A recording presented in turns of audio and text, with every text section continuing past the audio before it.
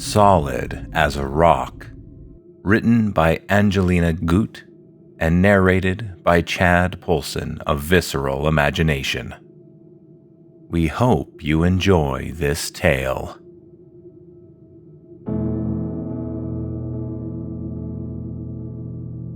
I hate snow. Not in the way most people hate the inconvenience of shoveling their driveways, or the sting of icy wind slicing through their scarves. Not in the way someone groans when their morning commute is slowed to a crawl, or when their favorite shoes soak through, leaving their socks clammy and cold. No, my hatred runs deeper than that.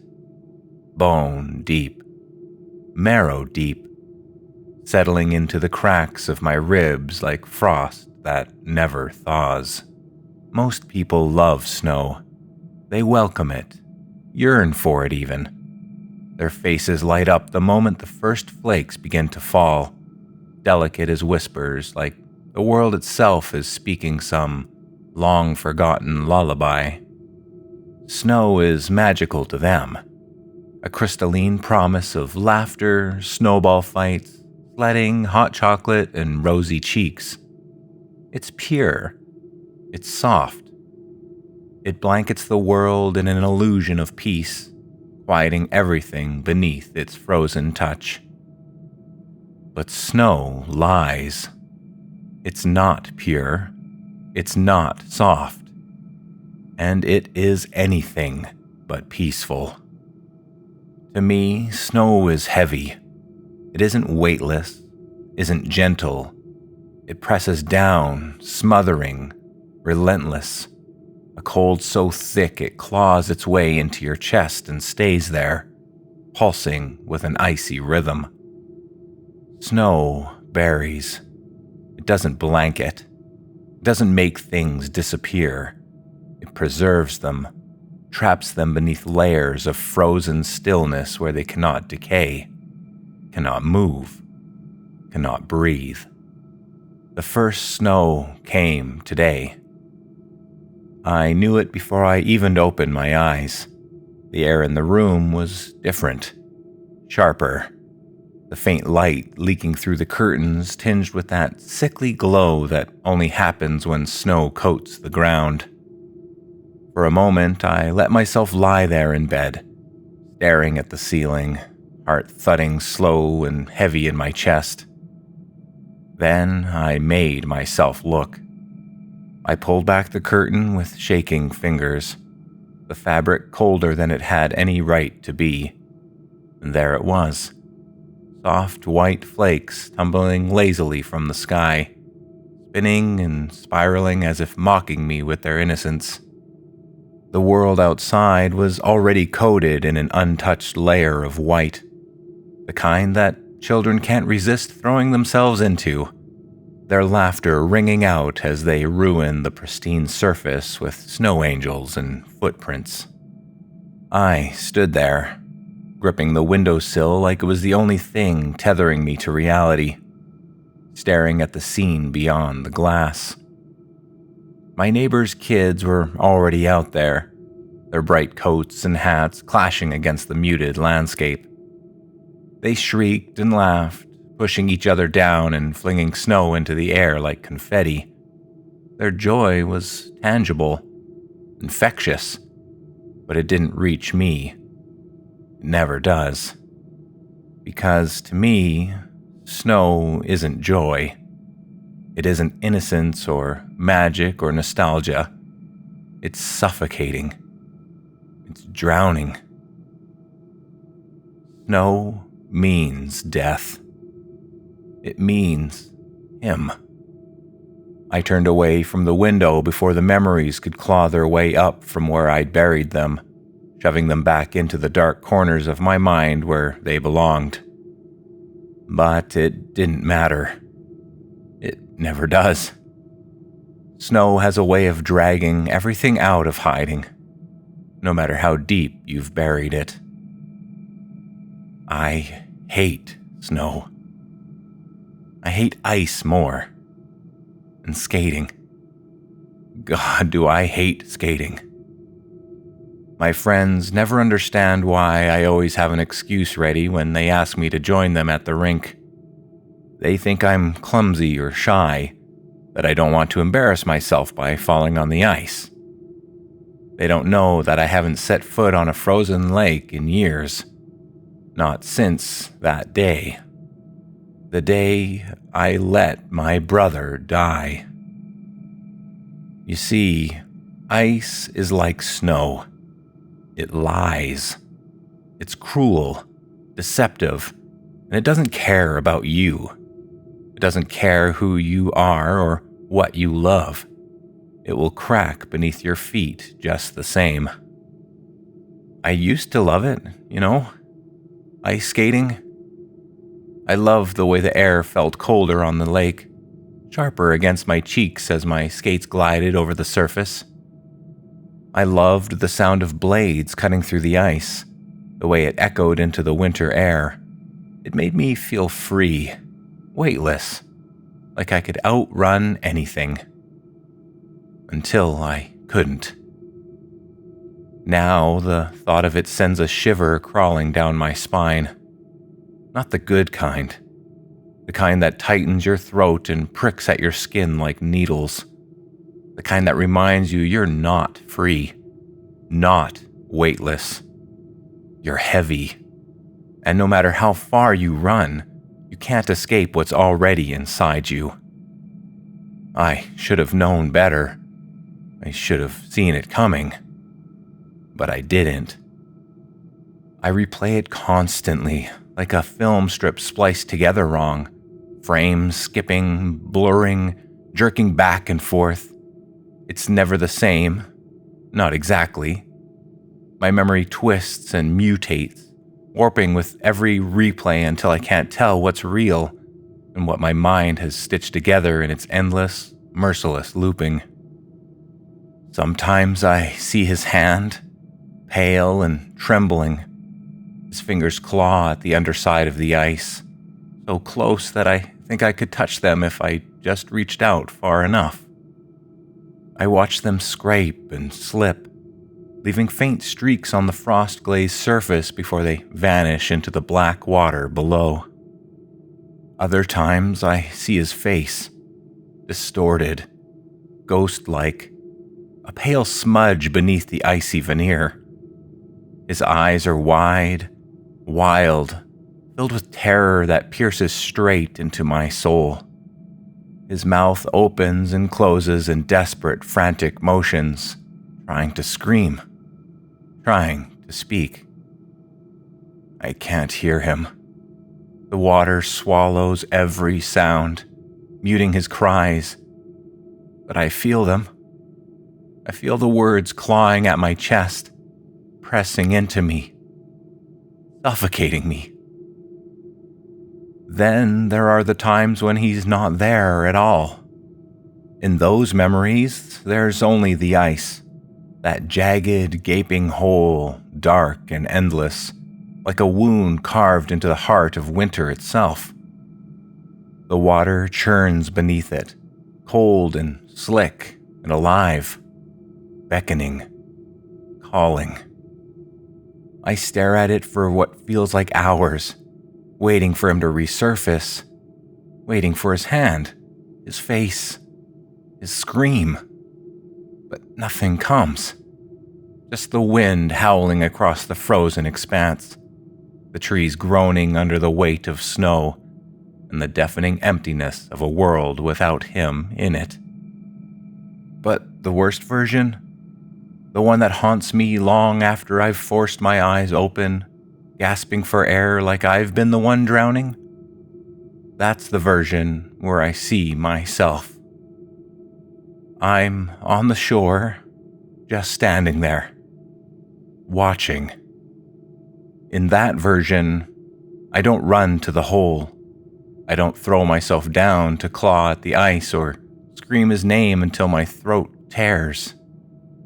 I don't even move. I'm just there, a dark, frozen silhouette framed by the falling snow. My arms hang limp at my sides, my breath misting the air in shallow puffs, my shadow stretched long and strange against the unbroken whiteness behind me. He's sinking, and I'm standing. In that memory, I don't even try. Sometimes I tell myself that version isn't real, that it's just my guilt playing tricks on me, warping what happened into something worse than it was. But other times, I wonder if my mind is trying to tell me something, trying to unravel the truth from the tangle of fear and grief and cold. What if that's what really happened? What if I didn't do anything? What if I stood there paralyzed while he slipped into the dark? I think about the cold, the way it seeps into your bones, slows your body down, turns your thoughts sluggish and heavy like wet cement. Maybe that's what it was. Shock, frostbite of the mind, freezing me in place. But no matter how many times I tell myself that, it doesn't feel like enough. Because the truth is, I don't remember moving. Not then, not after. All I remember is the snow falling, silent and endless, erasing everything. And the hole in the ice, black and empty, waiting to swallow me whole. I was 17. Jake was 19. My older brother, my tormentor, my hero. He was everything I wasn't. Brave, wild, reckless, always daring, always laughing, always pushing me to keep up. Jake was the kind of guy everyone liked, the kind who would walk into a room and make it his without even trying. He didn't just live, he consumed life. I hated him for that, and I loved him for it too. That winter, the lake froze early. The frost clung to the windows like spider webs, the world outside suffocating beneath layers of white and silence. Jake had this idea, like he always did. Stupid and impulsive and impossible to say no to. He stumbled in late that night, drunk on cheap beer and adrenaline, his cheeks red from the cold, and grabbed my arm, dragging me off the couch where I was trying to ignore him. "Come on, Ethan," he slurred, his grin sharp, cutting. "Let's check out the lake. I bet it's solid as a rock." I told him no. At least, I think I did. The memory is hazy, fragmented like an old photograph that's been torn and pieced back together wrong. Maybe I told him no. Maybe I tried to fight him off, or maybe I didn't even bother. Saying no to Jake was like shouting into a storm. Pointless. Exhausting. "Scaredy cat," he taunted, his voice sing-song, dragging out the words. "What's the worst that could happen, huh? You might actually grow a spine? You might actually have fun for once?" He laughed when I didn't respond. That laugh, it always grated me, needled at something deep inside. It made me feel small, insignificant, weak. I hated that laugh. But more than anything, I hated how much I cared about what he thought. So I went. The lake was beautiful that night, the kind of beautiful that shouldn't exist. It was so still, too perfect. The moon hung high, cold and white, casting the ice in an unnatural glow. The stars reflected on its surface like a second sky, so clear and sharp they almost seemed more real than the one above. The air was so cold it felt alive, biting at my lungs, my face, my fingertips. Jake didn't care. He never cared. He stepped onto the ice first, his boots crunching faintly. I remember that sound. It echoes in my head sometimes, sharp, rhythmic, fading as he walked further out. "See?" he called, his voice carrying across the empty expanse. "Solid as a rock." I hesitated at the edge, the tips of my boots just brushing the ice. The lake groaned beneath him, a low, guttural sound that seemed to come from deep within its frozen heart. It wasn't a warning, not yet, just a whisper, a murmur. "Come on, Ethan!" Jake's voice echoed again, louder this time, more impatient. I didn't want to.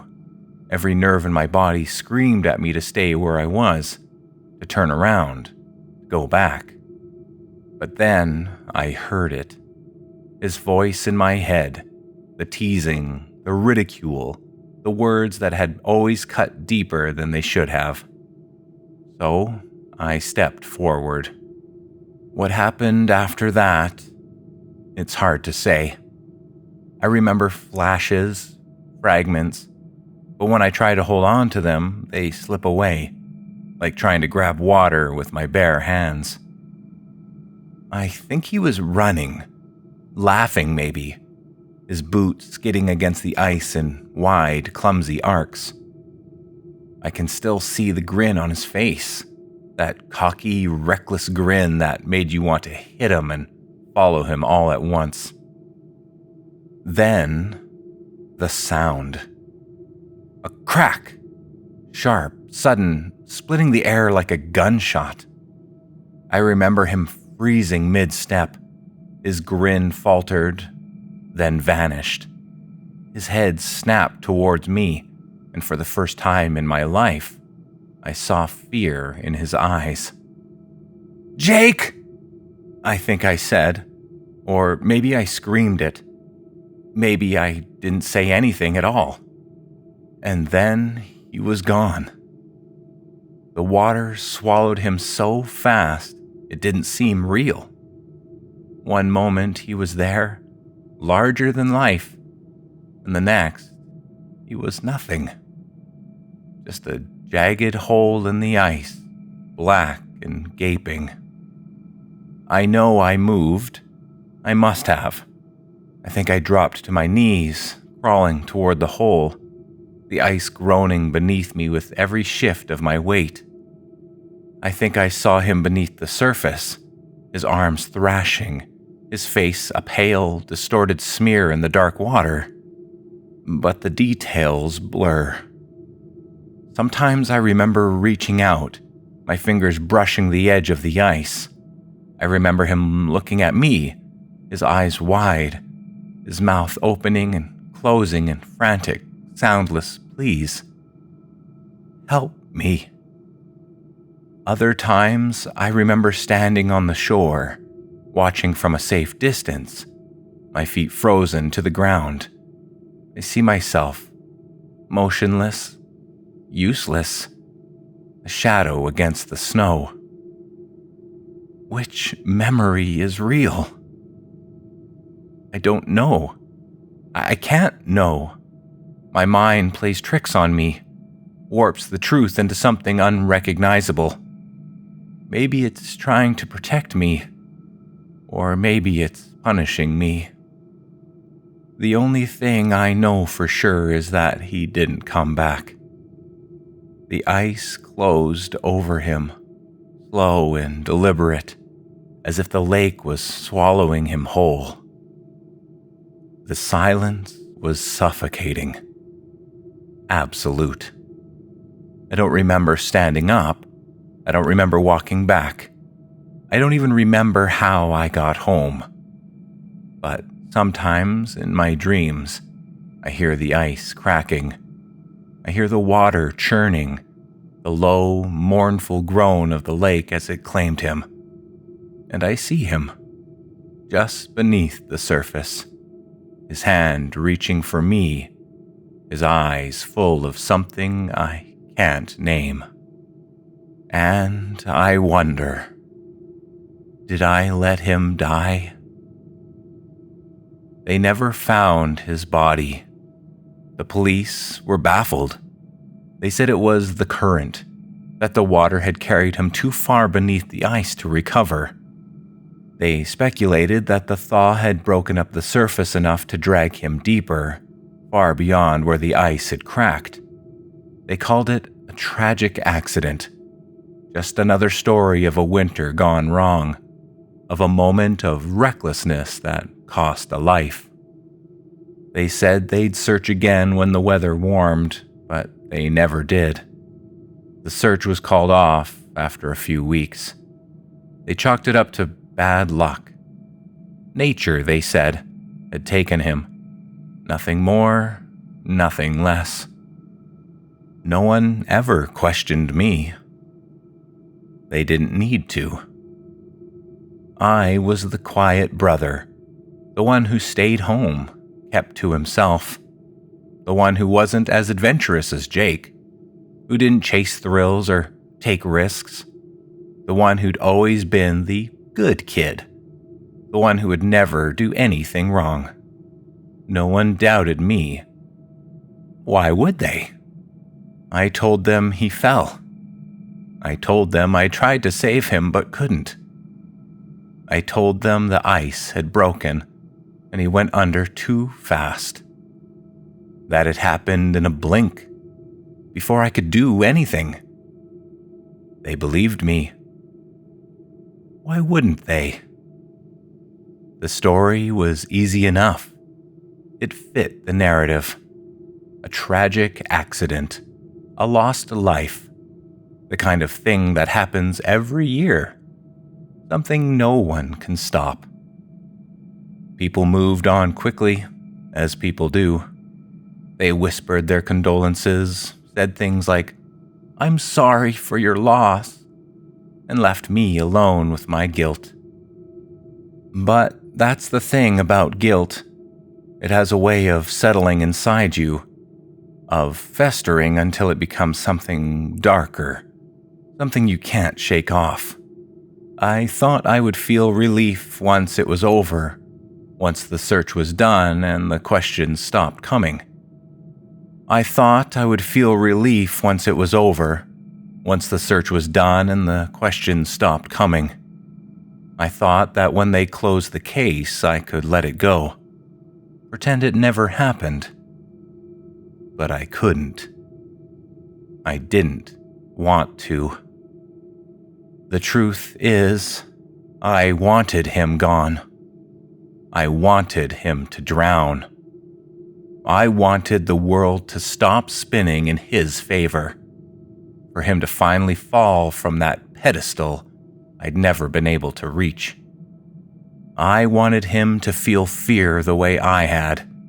Deep, gut-wrenching fear. The kind of fear that makes you freeze. Makes you stand still when everything inside you is screaming at you to act. But I didn't act.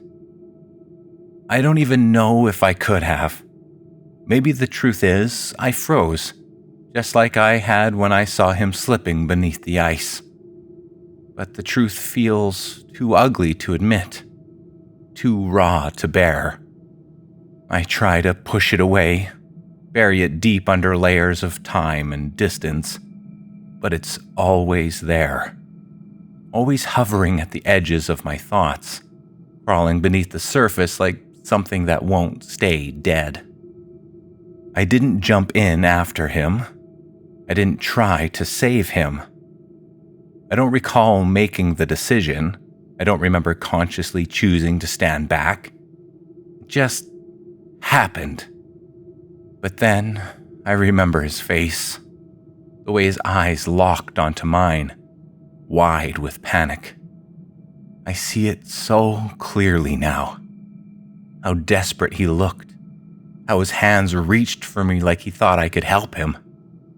how I stood there, watching, as he sank deeper, as the light in his eyes faded. I still wonder if he knew, if he realized that I could have done something, that I could have saved him if I had just reached out. Did he see it in my eyes too? Did he see that I wasn't going to try? I didn't want to be the weak one. Not with him. Not with anyone. And I told myself over and over that it was out of my hands. That it was the ice, the water, the current. That there was nothing I could have done. But sometimes in the dead of night, when I'm alone and the house is silent, I hear his voice again, low, muffled, and distant. Help me. I can't tell if it's something I actually heard or if it's just the echo of my own guilt twisting my thoughts, making me believe I can still hear him.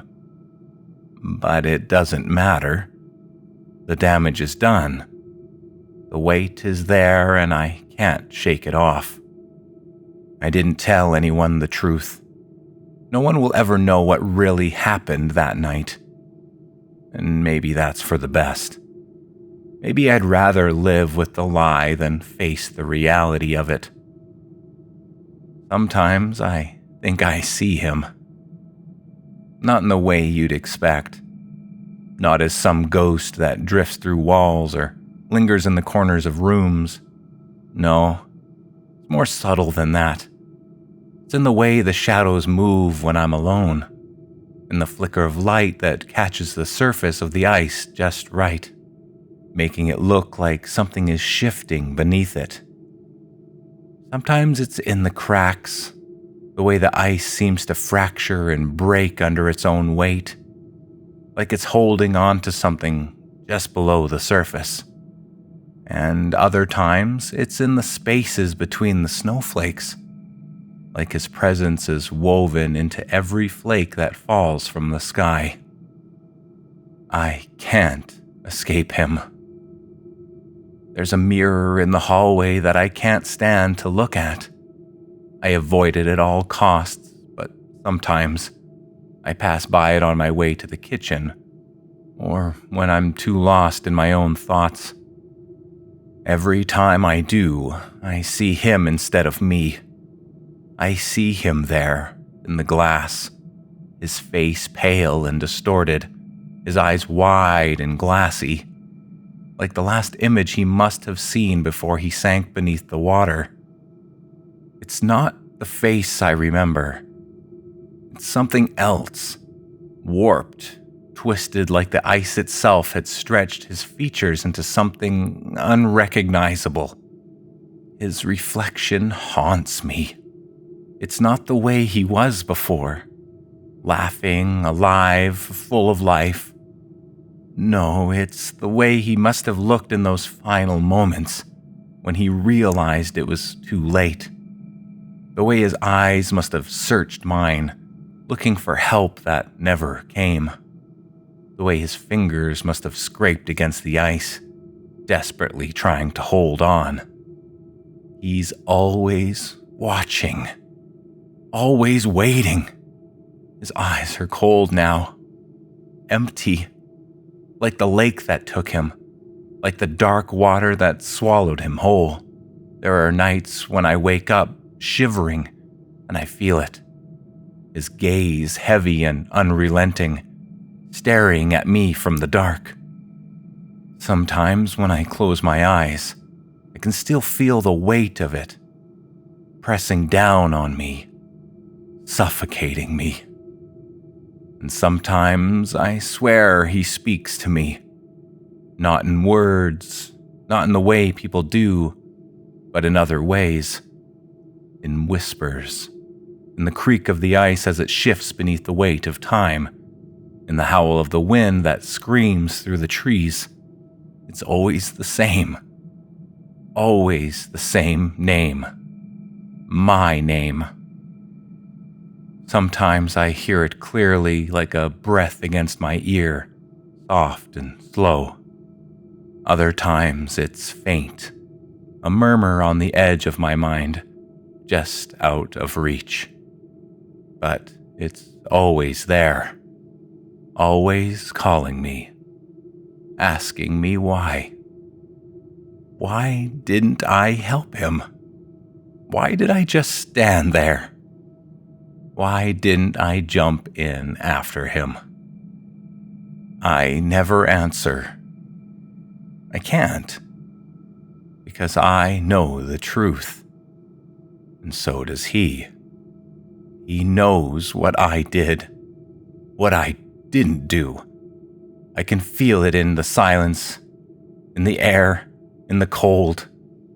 He knows I let him die, and now he's here, always here, watching, waiting, reminding me.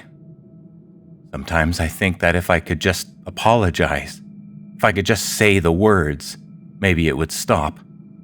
Maybe he would leave me alone. Maybe I could go back to being normal, back to the way things were before the lake, before the ice. But I can't. I can't say the words because I don't deserve forgiveness. I never did. He knows it too. The truth hangs between us like the frozen air before a storm. Heavy, thick, suffocating. It's there in every whisper, in every gust of wind that rattles the windows. It's in the snow that falls endless and cold, as if the world itself is holding its breath, waiting for me to face what I've done. And every time I look in the mirror, every time I feel the chill in the air, I know he'll never stop haunting me. He'll never stop asking why.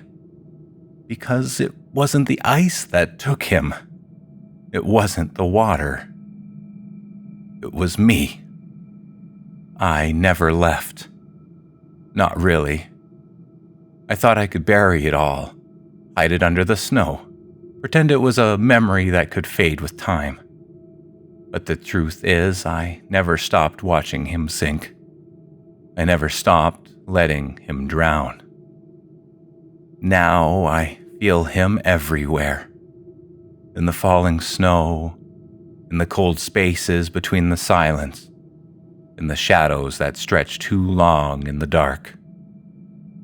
Always there, always waiting, watching me, waiting for me to sink just like he did. And one day, when the ice cracks open again, I won't be able to run. Because it wasn't just his life that was taken that night. It was mine, too.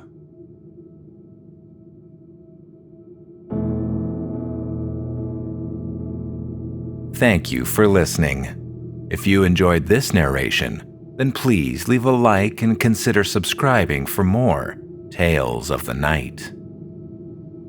Until next time.